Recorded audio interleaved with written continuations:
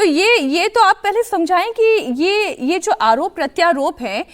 अब तो जो मतदाताओं को जनादेश देना था वो तो उन्होंने दे दिया, अब वो भी इंतजार कर रहे हैं कि नतीजा क्या आएगा। लेकिन फिर इस तरीके का एक नैरेटिव बिल्ड करना कि चुनाव हो जाने के बाद भी कुछ बीजेपी कर सकती है, सेंट्रल एजेंसीज के दम पर कुछ बड़ा खेल हो सकता है, ये क्या दर्शाता है? ये एक ही बात मुझे मेरी समझ में सिर्फ एक बात को दर्शाता है कि बंगाल में इस बार एक हाइपर पोलराइजेशन आप देखते हैं, और ये कंपटीशन जो टीएमसी और बीजेपी के बीच में इस चुनाव में आप स्पष्ट देख रहे हैं, इस कंपटीशन में इश्यूज के अलावा आरोप और प्रत्यारोप का एक चक्कर आप हर रोज देख रहे हैं। और जैसे मीनाक्षी जी मैंने कहा, आज जो आपने सुना है, कल जो आपने सुना था,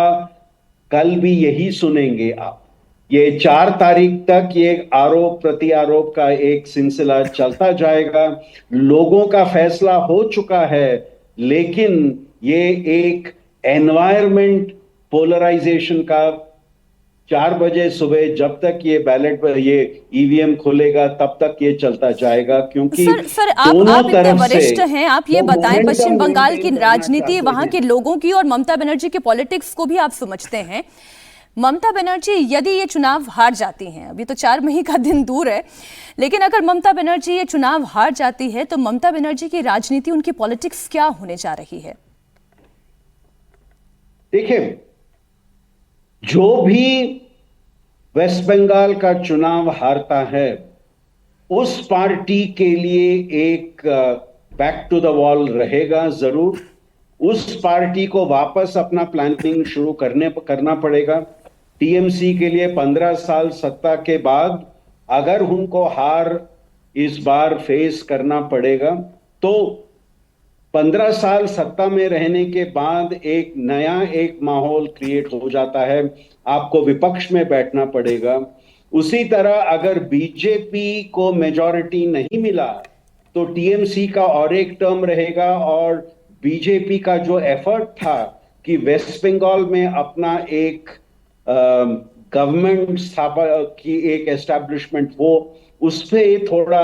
उनका प्लान उतना अचीव नहीं हो सकेगा। जैसे आपने कहा, ये हार जीत का मामला, एक तरफ हार एक तरफ जीत हर एक चुनाव में होता है। मैं तो ये सर कह रही हूँ, मैं तो बीजेपी अगर हार जाती है तो उसे भी एनालाइज कर रही हूँ। अनंत जी, अगर बीजेपी हार जाती है तो अपनी पूरी ताकत लगा देने के बाद स्टेट मशीनरी का पूरा इन्वॉल्वमेंट, जिसमें आप ये कह रहे हैं कि फियर फैक्टर को खत्म कर दिया, अगर एफआईआर जैसे शुद्धिकरण के बाद अगर ये परिस्थिति पैदा करने के बाद जहां पर वहां पे हिंदू मतों को ध्रुवीकृत करके बाहर लेकर आ गए, जो बीजेपी का नैरेटिव है, अगर इतना कुछ करने के बाद भी यदि बीजेपी हार जाती है, तब तो फिर हम ये कहेंगे कि भाई टीएमसी ने जो आज तक किया वो वहां की जनता को पसंद है और उनका ये मैंडेट है। लेकिन अगर इसके ठीक उलट टीएमसी यदि हार जाती है अनंत जी, तो फिर क्या होने जा रहा है? फिर ऐसी परिस्थिति में ममता बनर्जी की पॉलिटिक्स कहां स्टैंड करती है? सर अनम्यूट कर लीजिए। बीजेपी अगर हार जाती है तो मुझे लगता है कि पूरे देश में एक ऐसा नैरेटिव खड़ा होगा, और विपक्ष के जो एक इकोसिस्टम कांग्रेस और लेफ्ट के और टीएमसी के का जो एक इकोसिस्टम है, कांग्रेस और लेफ्ट तो एक ही है, मैं मानता हूं आजकल,